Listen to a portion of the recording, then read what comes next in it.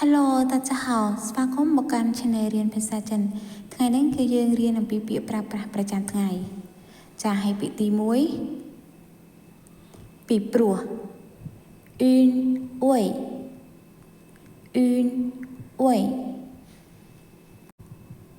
ពាក្យបន្តទៀតដូច្នេះ soit u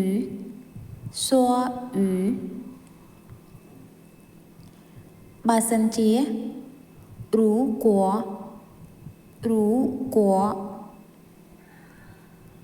ប៉ុន្តែ但是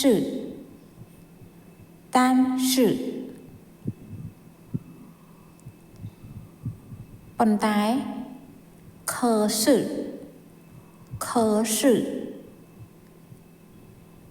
នៅតែឬ还是ខ្លះមួយចំនួន一些ប្រៀបធៀបពីកាន់តែកឹង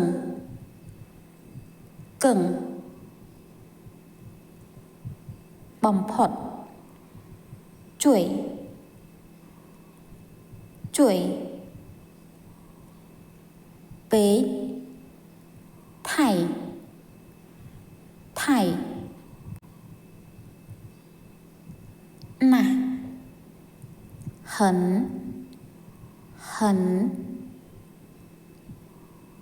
ខ្លាំងណាស់非常ពិសេស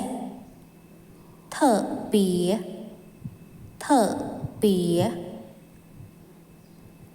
ជាទូទៅ一般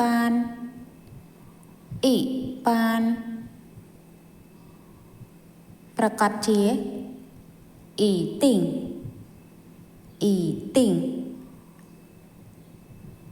ពេលខ្លះ有时候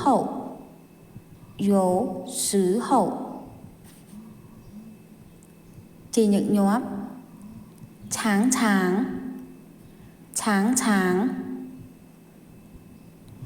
ញឹកញាប់ជីងឆាងពីមុន以前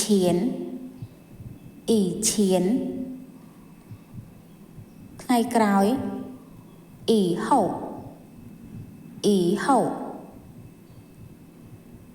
ទៅតែ刚អំបញ្ញមិញ刚才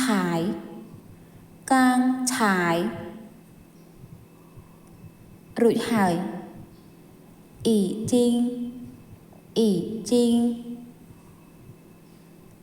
ជានិច្ចរហូត一直រាល់ថ្ងៃ每天ទីនោះ那里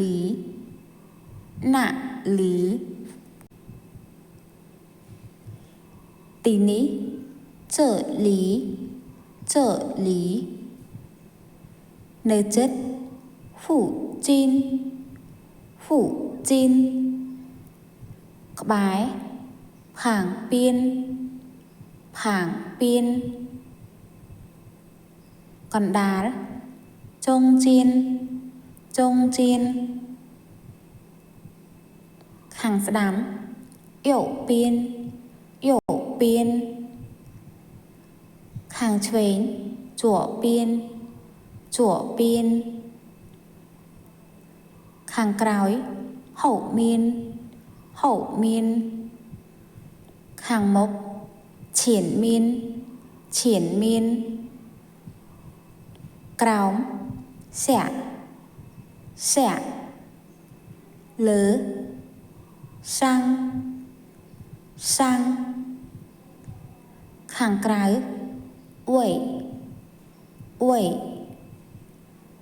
ខាងក្នុងលីឆ្ពោះទៅវងនៅ chạy đal tao bí chóng chấm búa trầm trời tuổi ói cấy chim muối cơn nấng hở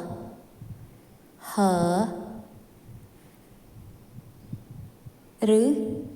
họa dởประหารเจียខនឹង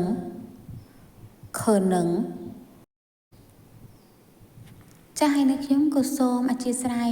ចាចំពោះពុកម៉ែបងប្អូនបើសិនជាការបញ្ចេញសម្លេងរបស់នេះខ្ញុំមានការខុសឆ្គងចាស់ហើយក៏សូមអរគុណសម្រាប់បងប្អូនដែលតែងតែចុច like និងចុច share ហើយការចុច like ចុច share ក៏